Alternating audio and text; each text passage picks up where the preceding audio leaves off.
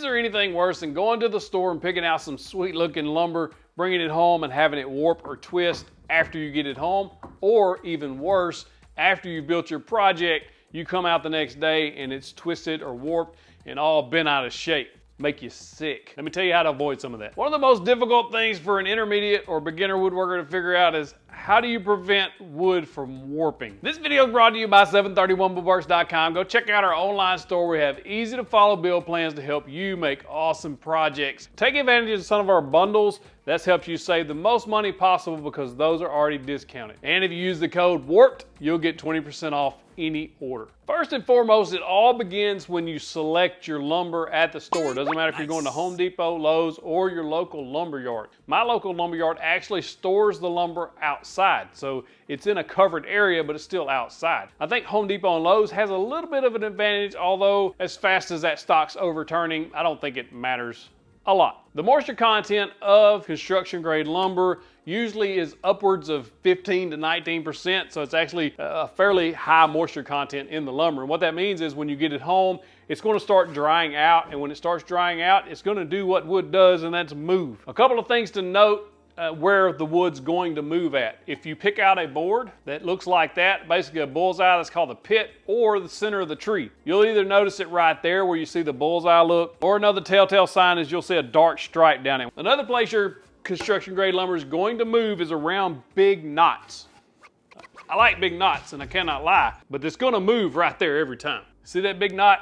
It looks cool. It's going to give it some nice figure, nice look, especially if you're building like a farmhouse tabletop that's going to stain. Those knots look really good, but you have to understand that there will be a twist or a move right there because that wood grain is so tight around that knot. Case in point, check this 8-foot 2x6 out. This thing is like a rocking horse.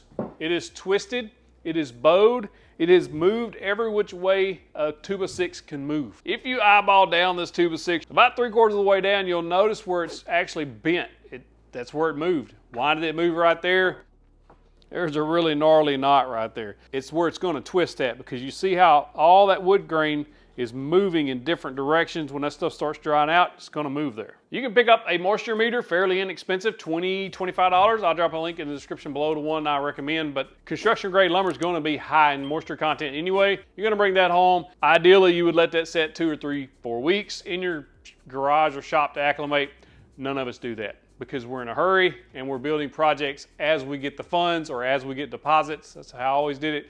So I didn't really have time to let it sit. So what do? Me personally, I come up with this strategy on stacking lumber that actually worked. I stacked it not on the concrete floor. I actually put scraps down, stacked my lumber on top of those scraps so that it's not touching the floor.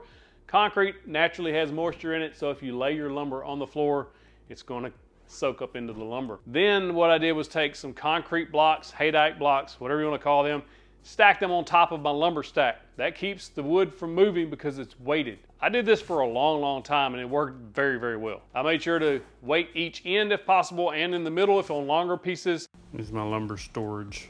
Got my 2x4s, 2x6s, some 1x stacked on there. Those bricks really help. Keeps the weight on there and keeps them from twisting and bowing until I can get to them. Works nicely.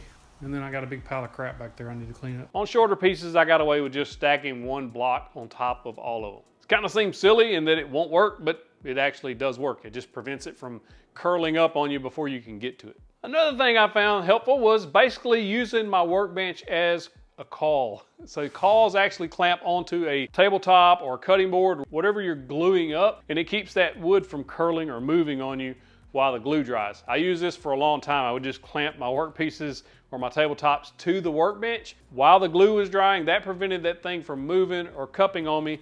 And the reason I started doing that was a couple of tabletops I would go in for the night, come back out the next morning, and it would be smiling at me on the workbench because it was so bad warped. Now after it was clamped, I tried to stain and finish it within a day or so and then get that attached to the base as quickly as possible. I always use tabletop fasteners. I have a whole video on how to attach a tabletop to a base. I'll link it at the end of this video or in the description. One thing you can do is actually try to pick out wider stock. So if you're needing a 2x4, maybe pick out a 2x6 or a 2x8 that you can actually rip down to the size you need.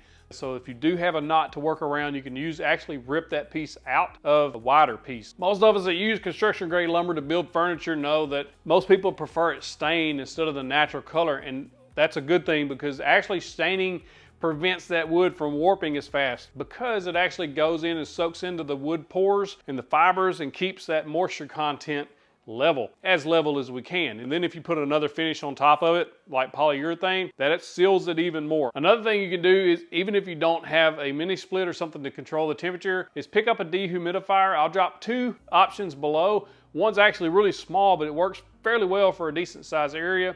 And then the other one is actually made for a bigger area like a garage. It's a little more expensive. If you're able to control the moisture content in your area, such as with the dehumidifier, I highly recommend you picking one up. It's made quite a bit of difference in my shop. I actually bought the dehumidifier way before I bought the mini split to control the temperature. The dehumidifier made a big difference, so much so that I actually didn't have to weight down my lumber anymore. I just was able to stick it on the shelf because the moisture content remains the same in this room, and I made sure to keep that garage door closed as much as possible. As far as plywood goes, when you pick that out at the lumber store, ensure that it is flat and not twisted or warped, because really there's no way to work with warped plywood. If it's a little bit bowed or warped, you can deal with that if you're making something that you're going to rip this stuff down into sheets, or if you're attaching it to something, because it will give a little bit. As far as storing plywood, I like to stack it vertically like that.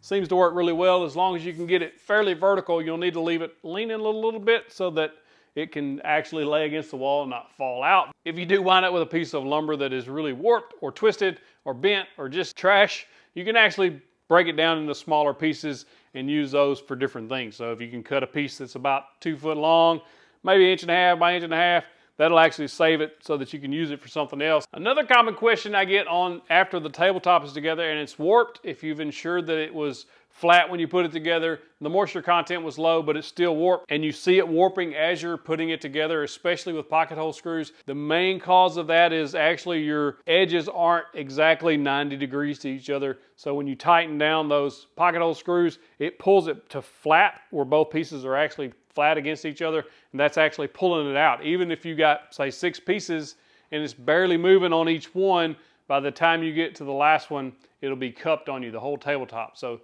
ensure that you're cutting 90 degrees, so check your blades, make sure everything's set up properly. The drier you can get the wood, the better. However, it's not impossible to work with wood that is over 10 or 12% in moisture content. I built tons of stuff, and yeah, I had some issues early on, but once I figured out kind of what was going on, you can actually work around those issues and make some awesome pieces that just last a very long time. I have many in our house that are made with construction grade lumber, never had any issues. I like big knots and I cannot lie.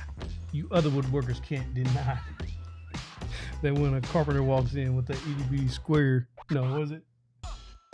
I like big knots and I cannot lie. You other woodworkers, because we're recording. I like big knots and I cannot lie.